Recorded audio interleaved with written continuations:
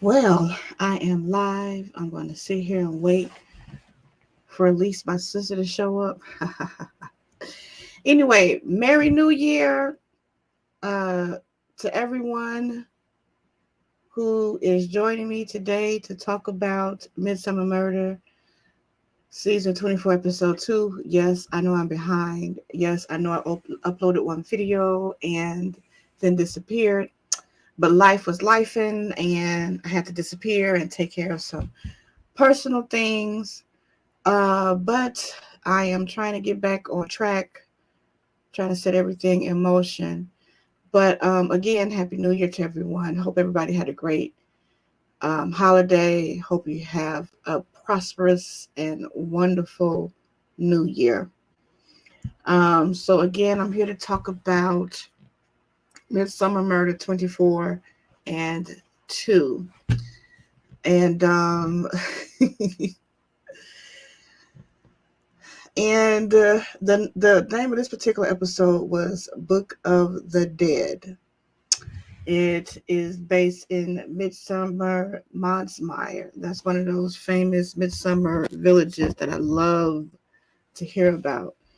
And it is about a gentleman, Bertram Jules, who wrote a treasure hunt book 10 years before, and it was going upon his 10-year anniversary. And he was basically, the book is about this treasure, this real treasure that's out there that people are looking for.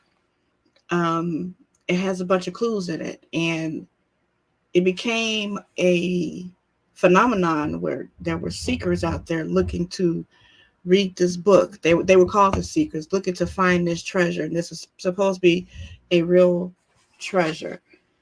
So he claimed that he had a new clue, and so he was re-releasing the first book, which is odd.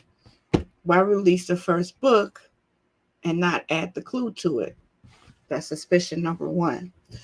So the event was being held at the local church, and the vicar, which was Sebastian Butts, was in charge, and he introduced and set everything up. So anyway, they had a reporter there. I cannot remember her name, but they had a reporter there, and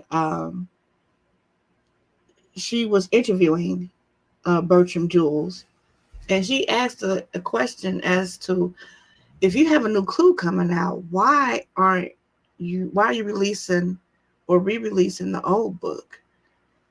And he fumbled around with the answer, and then she came back with, um, is this really just another confidence trick? And that's when she dropped the bomb. Bertram Jules is really Robert Grimes, who was a confidence trickster years ago, who sold some fake gas alarm thing that would alert people that if there was gas leaking in the house. And it turned out to be a fraud. He was convicted and was sent to jail. And all of his fans that were there were just completely surprised and mortified and shocked, because you had avid fans there who realized that they had been looking for a treasure that did not exist.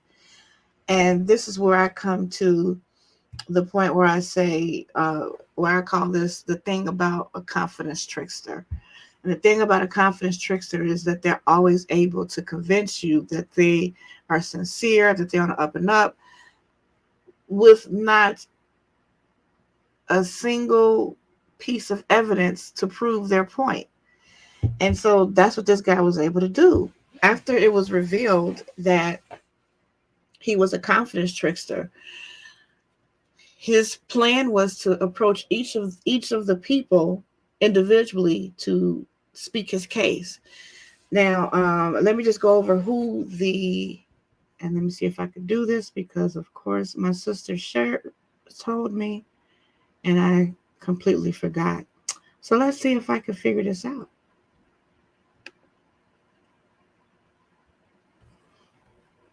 So I wanted to do a share screen to talk about who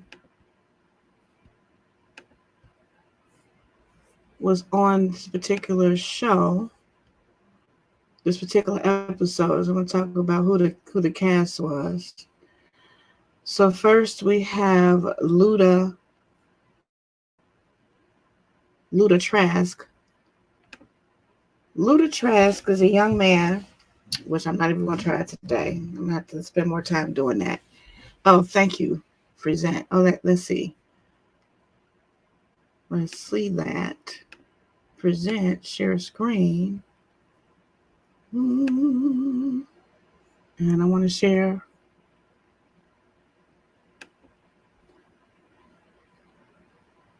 I want to share this one.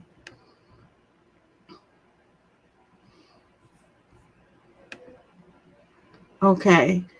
So to share the screen, all right. So we see here this guy here. Let me find him.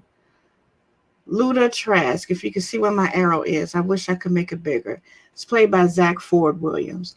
Luda Trask is a young man who was one of the avid seekers of the book, trying to find a treasure. This is him. You've probably seen him in other BBC shows.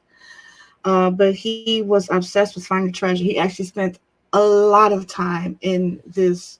They called it on the show. They called it a garage. It's a small space where the walls is filled with pictures that he drew of the clues. Where he um, zoomed in on the picture and showed who the so he could keep an eye on the clues. And then we have Eli Trask. Eli Trask is his dad, and that's played by Sean Dooley. My computer is slow today. This guy right here is Sean Dooley. He plays Eli Trask, and he's a father, and he appears to be the only guy who is still supporting Bertram and feels bad for him and always giving him money, gave him a place to stay despite his wife's what's the word? She wasn't crazy about him staying there. And then we have his wife, Danica Trask. Danica Trask is played by, let me see if I can find her. Oh, unfortunately, I don't have a picture of her. But if any of you watch any of the BBC shows or Acorn or BritBox, I think she's on Acorn. Sally Trask is played by Sally Lindsay.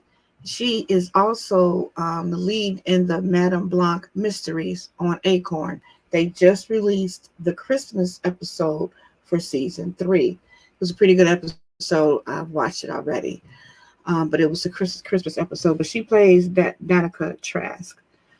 And then we have Venetia Butts. Now, I've seen her over the years on many BBC shows. She's been on a few of the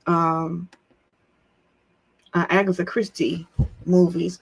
I remember her on, let's see. And she's also been on Midsomer Murder. She's been on Midsomer Murder twice. And both times she was a murder victim. Oh, so sad. She was also on Joan Hickman, I think her name is, Miss Marple in, I forget the name of that particular show, but it was a Jane Marple mystery. Oh my gosh, it's at the tip of my tongue, and I cannot remember it. But it's a Jane Marple mystery, and she was also on an Hercule Poirot mystery, Who Killed Roger Ackroyd. She was the sister. She wasn't killed on that one though, and she wasn't killed on the other one. So that's Selena Cadell or Cardell. I'm sorry if I'm mispronouncing her name. And then we have, waiting for my computer to go back. Go back. We have Ava Butts. Ava Butts is played by Mina Andala. This is actually the first time I've seen her. I'm not familiar with any of her work. But Mina Andala plays Ava Butts, the wife, and the daughter-in-law of Venetia Butts. And Venetia Butts is the one I already showed you, played by Selena.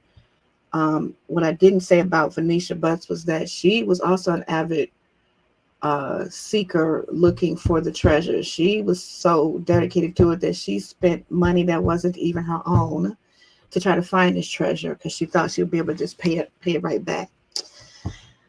But that didn't quite work out. So that's played by Mina Andela.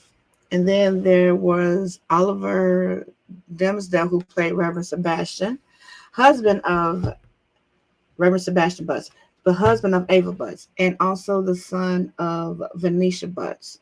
He is the local vicar in that village, who is very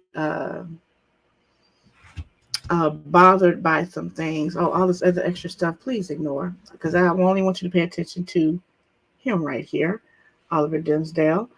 And then there is Scarlett Myhill, a sweet young lady who is the daughter of the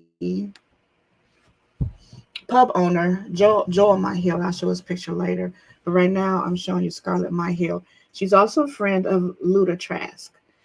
Um, Now, Scarlett Myhill was the young woman, son of Joel, who's a owner of the pub, who Bertram actually helped her get into Oxford or something like that. She got into a really good school, and it was because of that.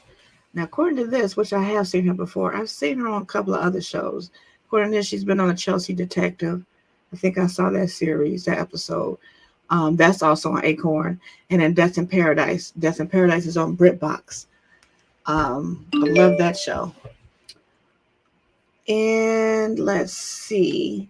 Then there's Joel Myhill, played by Rashawn Stone. He's the local pub owner who hosts, I think, it's weekly trivia in that area, and it's something that he's really proud of because it was inspired by his wife who died earlier, before this was pre-show, but she died years before, and so because of her, he felt compelled to, because she's like an academic and he wasn't, and he felt honored that she was interested in him, and so he decided to host a weekly trivia at his pub. I've seen him on Agatha Raisin. I've seen him on other things too, on BBC. But I've definitely seen him on Agatha Raisin. He was on the first season, and then he disappeared. He played the vicar on that show as well, and then he disappeared. And then we have going back.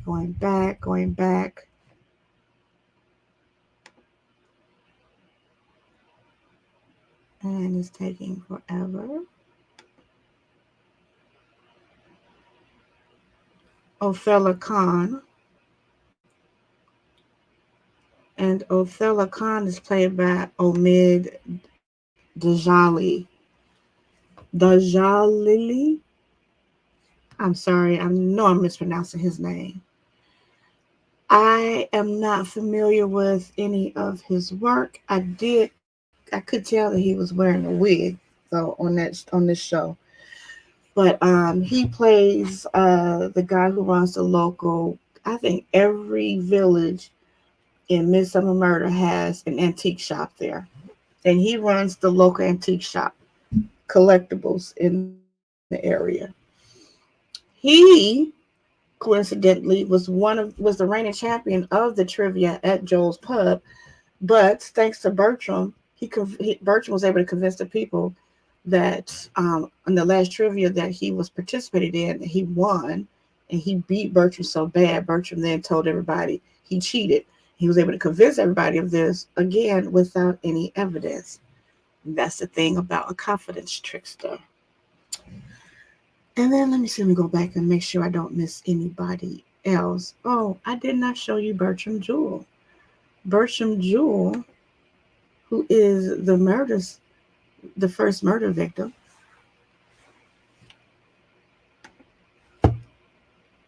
My computer takes its time. Is played by John Coleshaw. You've probably seen him on other episodes, on other TV shows as well. I do not recognize any of the names that I see here. But this is John Coleshaw, and he plays Bertram Jules, aka Robert Grimes, the confidence trickster. So that is the cast. Let me see if I can find the reporter who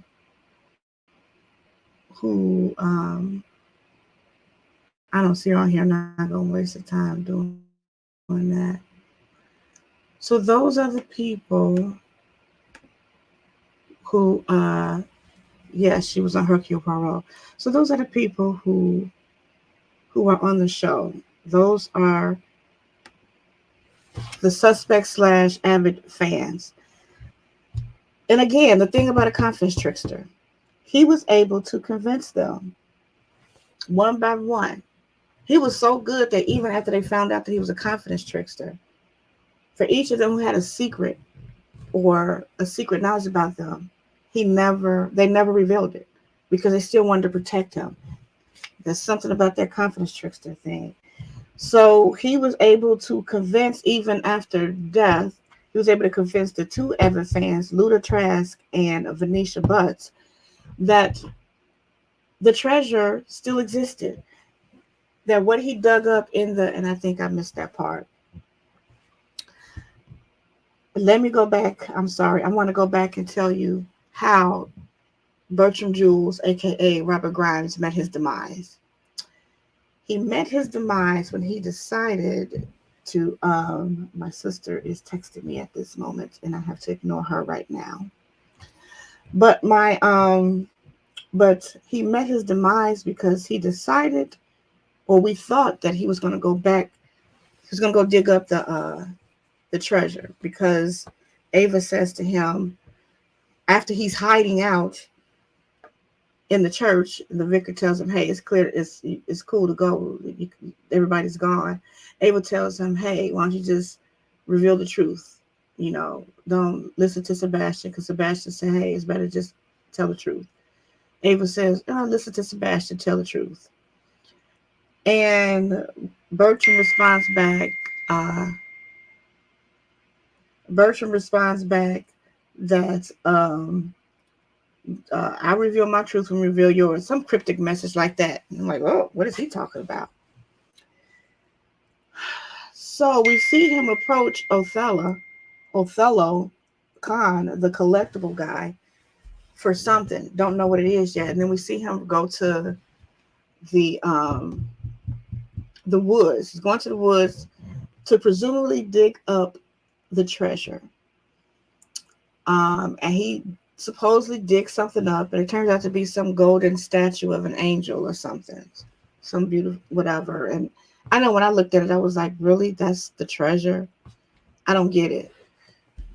I mean, like, if I was a person who spent years looking for that treasure, I would be pissed.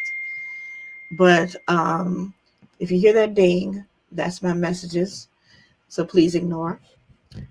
So he goes, he digs up, and after he digs it up, he takes a picture of it, sends it to somebody. And before he could finish doing whatever it was he planned on doing, he gets knocked on the head. And the thing about Midsomer Murder I think I said this in the last video, they have very creative murder scenes. They're found in very creative ways, and in this way, it didn't strike me as much because I saw how they did it, so it wasn't that important to me. It didn't strike me as much. I saw that he got knocked on the head.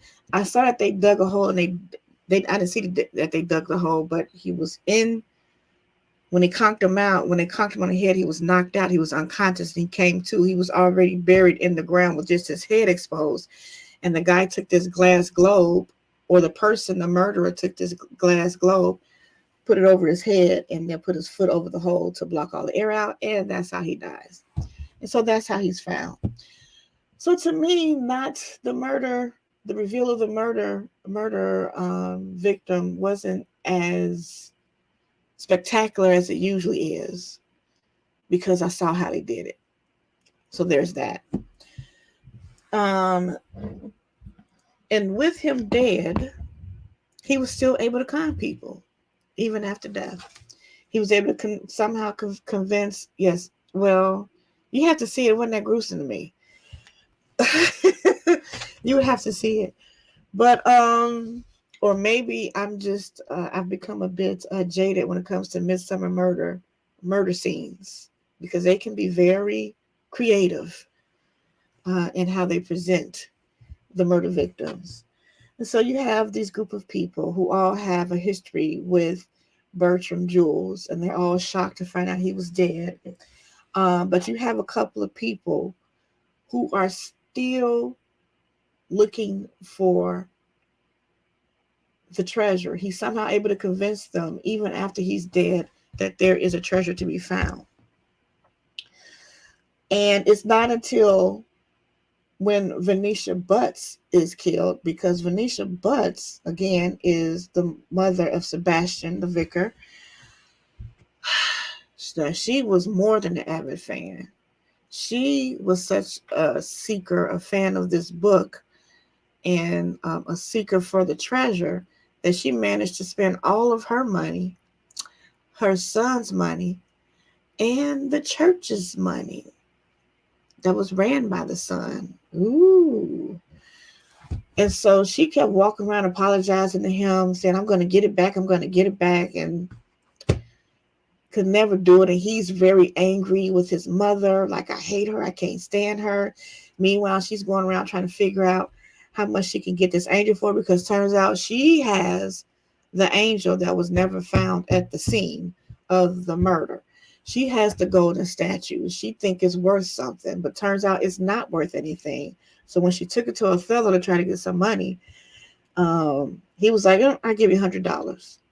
She realizes that, oh, you sold a fake treasure to Bertram. So then the guy who knew the guy was a liar fell for his scheme anyway. The thing about a confidence trickster. Othello Khan, who could not stand Bertram Jules because he convinced everybody that he lied, that he cheated in the trivia game, managed to be conned by this guy and sold him an angel so that he can go bury it in the woods and pretend to dig it up. The thing about a confidence trickster. And then we have Scarlett and Joel Myhill, again, runners of the pub. Scarlett is a young woman he helped get into, I forget which Ivy League school it was. I really think it was Oxford. He helped her get into that school.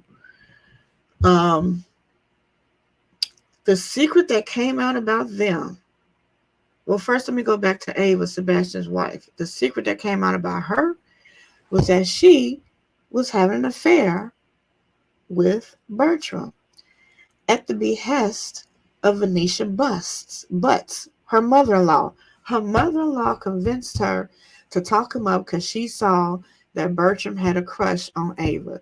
So she said, do whatever you got to do to figure out where that treasure is, because once I get it, then I can sell it and I can pay you back and the church back. So the daughter-in-law goes along with it. Don't know why, but she does. She goes along with it.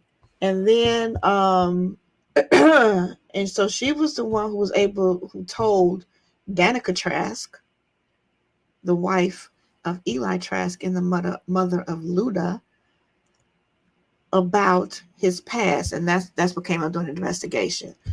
That she knew who this guy really was. And how was she able to find out was because she found out from Ava, who was in this relationship thing with Bertram. And it turns out she was able to con the conner into thinking she was into him, and he fell in love with her, and he admitted to everything. He admitted to his past crime. He also admitted to the fact that someone died in that confidence trick. Someone had died, and that there was another person working with them. So that was the turning point of the investigation. And this is when uh, DCI Barnaby and DS Jamie Winters, I remember his name this time, DS Winters discovered that the person that died in that confidence trick of the gas leak thing was none other than Joel Myhill, the runner of the pub. He ran the pub. And then that is revealed. That's why Bertram helped his daughter get into Oxford, because he felt guilty. But in the midst of all of this, because the truth came out about who he was, he had to admit to them who he was. And he was so cavalier about it, that he was Robert Grimes, and that he was convicted, and that he was responsible for her, for the death of his wife and Scarlett's mother. And he was so cavalier about it. And they still kept his secret. No one said anything. They could have told the police officer there, but they kept his secret.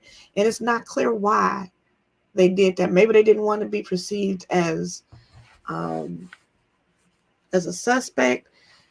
But still, I feel like they've been better off just telling the truth and just further reveal the fact that he is a con artist. Just so that the other people can know, hey, I can stop believing in him. I don't have to keep looking for this treasure that does not exist.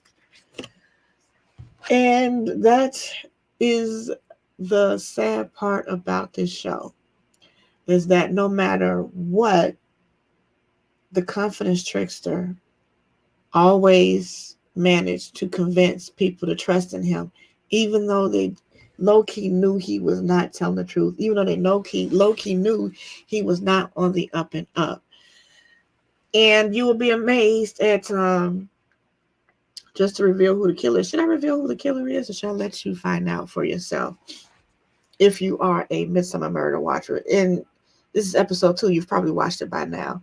So you know that the killer turned out to be Eli Trask. And it turned out to be Eli Trask because it turns out that Eli Trask was his partner back in the day. So when he came to town looking for an old friend, he was looking for Eli Trask. And when Eli Trask discovered that he was up to his old tricks again, when he found him in the woods, getting ready to trick people into thinking that this gold angel that was fake, was not real gold, was the treasure, he lost his temper and he killed him. And then he killed Venetia Butts because she figured out that he knew. She figured out the history of them. And he killed her and had her put up like an angel with a sheet over her face, or a ghost. Depends on how you see it. And the last one that he killed was actually Sebastian, Venetia's son, because Sebastian heard someone arguing with his mother. And mind you, he was pissed off with his mother as well. And you would have thought that he would have killed her. But it turns out he heard his mother arguing with someone. And it turned out to be Eli Trask. And he was going to then blackmail Eli Trask for some money, because this whole thing was, I need to get some money back in this till of my church, because they're trying to get an audit going. So I'm in trouble. So he's trying to cover his butt. But alas, he was killed by Eli Trask. And in each of those murders, the quality of the surprise of how they are found was taken away from me, because I knew how they did it. I saw how they did it. They showed it. They've never shown how they've been killed before. They never really shown how they did it, or how they positioned them or set them up. We never saw that before. So, you know, when the vicar was found, he was found sitting in a posing position.